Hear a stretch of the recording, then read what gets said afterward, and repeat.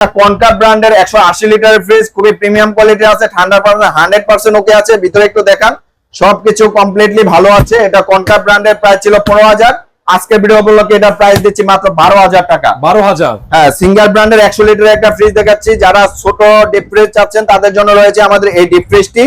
100 লিটারের সিঙ্গারের, ঠান্ডা পাবেন 100% ওকে রয়েছে। এটার প্রাইস ধামাকা অফারে মাত্র 10,000 টাকা। 10,000, মাত্র 10,000 একটু টাকা। কমায় দেন, আরো 500 ডিসকাউন্ট আপনার ভিডিও উপলক্ষে 9,500 টাকা। 500।